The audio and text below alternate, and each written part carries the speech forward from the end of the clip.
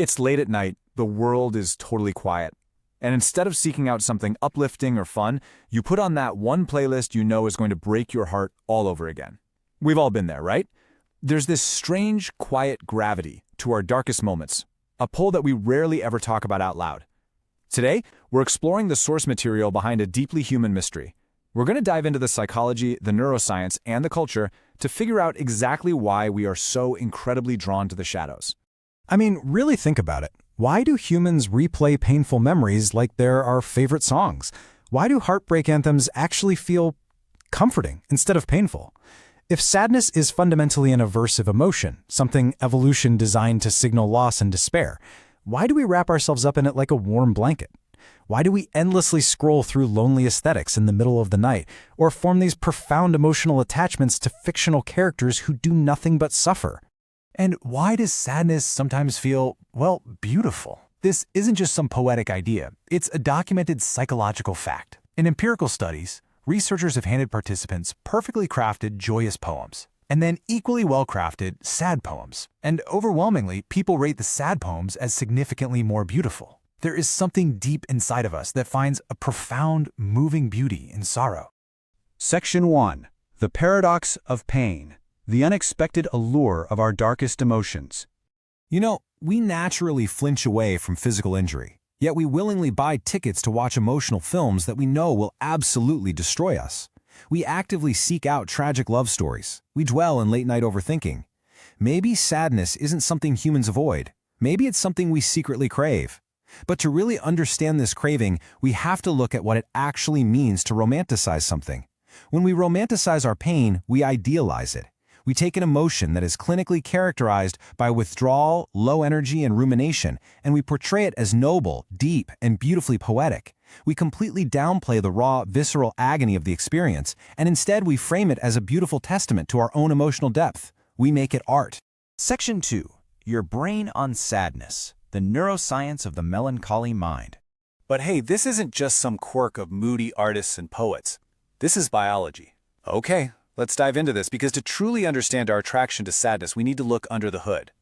Psychologists have pinpointed a few core theories in the research for why we seek out sad media. First, there's mood regulation. This is the idea that engaging with sad art actually provides solace and validation, helping us process our own heavy emotions.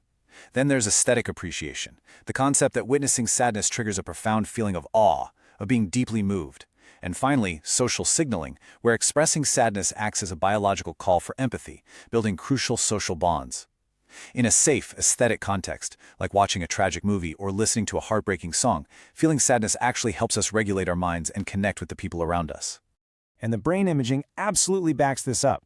When scientists put people in MRI machines and play them sad music, something incredible happens. As you'd expect, we see activation in the amygdala and the hippocampus, the brain's centers for memory and raw emotion. But paradoxically, we also see the nucleus accumbens light up, and that is the brain's reward and pleasure circuit. Let that sink in. Your brain is simultaneously processing pain and actively rewarding you for feeling it. In fact, neurobiology work by Jacques Panksepp shows that sad music actually triggers more chills, those intense, shivering waves of physical pleasure, than happy music does. We aren't just enduring sad art, our brains literally drug us with dopamine and pleasure chemicals when we engage with it. We are biologically rewarded for exploring the dark. Section 3. The comfort of melancholy. Nostalgia and emotional attachment. This biological reward mechanism leads us to a very specific psychological state, melancholy. Now, melancholy is not clinical depression. Psychologists sometimes call it the good, non-pathological sister of depressive disorders. It's highly reflective. It's a quiet, comfortable space where we can just sit with our memories.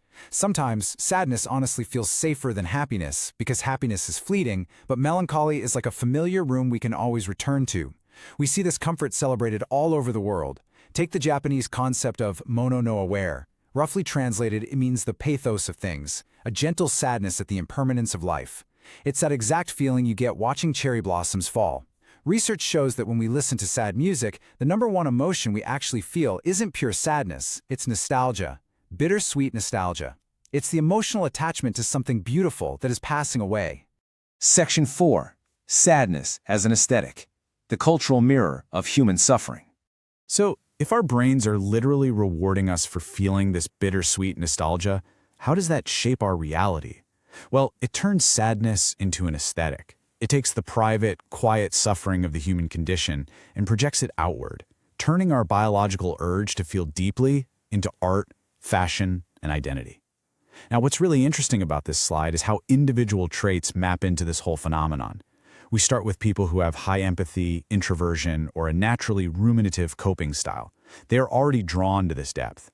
But then look at how those traits intersect with cultural history and modern media. The playlists we listen to, the algorithms we interact with, they feed right into our natural empathy to create a powerful, self-sustaining loop.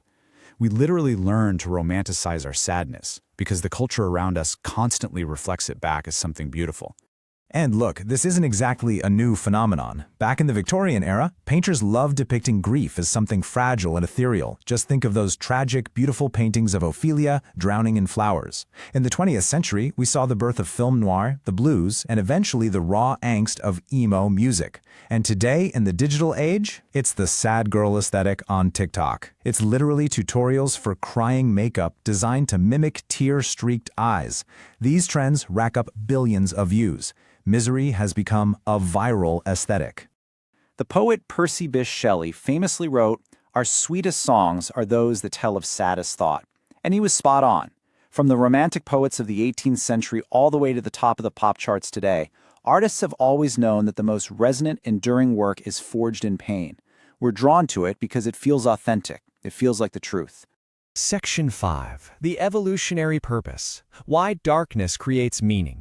But this leaves us with a really haunting curiosity gap. If sadness is just a chemical reaction in the brain, and if it causes us so much heavy, draining withdrawal, why on earth did we evolve to find it beautiful in the first place? Why does darkness create so much profound meaning for the human mind? Evolutionary psychologist Randolph Nass points out a pretty brutal truth from the source material. Emotions maximize Darwinian fitness, not happiness. Evolution does not care if you are happy. It cares if you survive. Sadness isn't a glitch or a flaw in our programming. It is a highly evolved survival tool. It forces us to slow down, to reflect, and most importantly, to signal to our tribe that we desperately need help. Our shared suffering is literally the glue that binds human beings together. Section 6. Finding Meaning in Suffering. The Paradox of the Human Condition. And that brings us to the ultimate paradox of the human condition.